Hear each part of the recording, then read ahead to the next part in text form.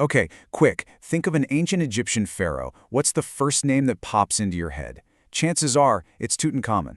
I mean, he's not just a king, he's a full-on global brand. His golden mask? It's one of the most famous images on the entire planet. But here's the wild part. For more than 3,000 years, nobody even knew who he was. Seriously. In the epic story of ancient Egypt, he was basically a footnote. Just a boy king who got the throne, ruled for about 9 years, and then died before he even turned 20. His own successors even tried to scrub his name from the history books. And yet, you fast forward to today, and his name is pretty much synonymous with Pharaoh. The discovery of his tomb kicked off this worldwide craze. People called it Tutmania, and it influenced everything from buildings to fashion. He went from a nobody to an absolute icon, a symbol of all that ancient mystery and treasure. So that's the big question, isn't it?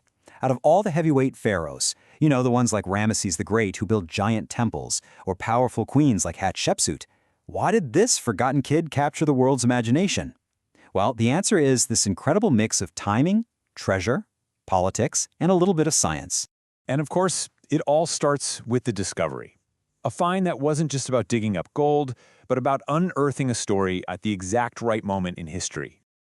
So picture this. For 5 long, grueling seasons, this British archaeologist, Howard Carter, is just digging in the dust of Egypt's Valley of the Kings and finding, well, not much. His sponsor, a guy named Lord Carnarvon, was just about ready to pull the plug on the whole thing. Carter had to practically beg him for just one more season. And then, on November 4th, 1922, a water boy on his team hit something hard with his shovel. It was a single step, cut right into the bedrock, the start of a hidden staircase that had been sealed for thousands of years. After days of carefully clearing out the staircase and a long hallway, Carter found another sealed door. He made a tiny hole just big enough to peek through. Behind him, Lord Carnarvon is anxiously asking, "Can you see anything?" Carter, holding up a candle, could barely get the words out.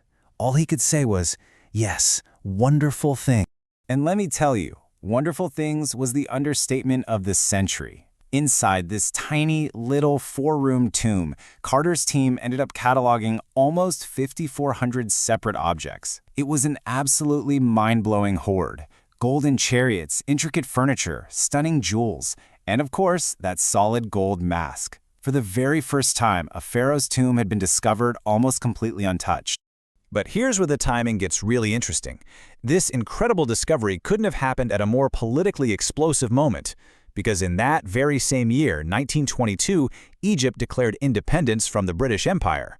All of a sudden, this long-dead king became this powerful, living symbol for a brand new, modern nation. And the fight over who really owned all this treasure, the British diggers or the people of Egypt, well, that became front-page news all over the world. Okay, so that's how he was found. But to really get his story, we need to jump in a time machine, go back about 3,300 years, and ask, who was the actual boy behind that golden mask? His name tells you almost everything. He was born Tutankhamon. That Aton part refers to the sun disk god that his father, the pharaoh Akhenaten, had forced on everyone. Akhenaten had basically thrown Egypt into chaos by getting rid of all the old gods. So, when the young king changed his name to Tutankhamon, he was sending a huge message. The old gods and the powerful priests of Amun were back in business. And even though he only ruled for about 9 years, what he did was a really big deal. I mean, think about it. At just 9 years old, he inherits a country that's a total mess. And his biggest move? He completely undid his dad's entire religious revolution. He ditched the new capital city, moved the court back to Thebes, and brought back all the old gods. He stabilized the whole country. And then, at just 18 or 19 years old, he was dead. Modern science has added a pretty tragic layer to his personal story. DNA tests on a bunch of royal mummies finally revealed that his parents were full-on brother and sister. This was pretty common for Egyptian royalty. They were trying to keep the bloodline pure, but it left poor Tutankhamun with a whole host of genetic health problems that would affect him his entire short life. And yeah, you can't talk about King Tut without talking about the most sensational part of his story, the curse. But what science has actually found is a story that's way more interesting and a lot more tragic than any spooky myth. So the whole curse legend really kicked off when Lord Carnarvon died suddenly in Cairo only 5 months after the tomb was opened. The real cause was an infected mosquito bite that led to blood poisoning, but that's not a great headline, is it? See, Carter had sold the exclusive story rights to the Times of London, which locked out every other newspaper. So all these furious reporters started printing these crazy, sensational stories, making up tales about a deadly curse written on the tomb wall. The scientific truth, though, is way different. When researchers did CT scans and DNA tests on his mummy, they painted a really grim picture of his health. He had a severe strain of malaria, he had a crippling bone disease in his foot that was literally killing the bone tissue, he had a clubfoot, and he was even born missing a toe bone. This was not the golden, perfect God King you see on his coffin. In fact, we have hard physical proof of how much he struggled. Archaeologists found more than 130 walking sticks and canes buried with him. And the key thing here is that they weren't just for show. They all have clear signs of wear and tear. This young king literally needed a cane to walk.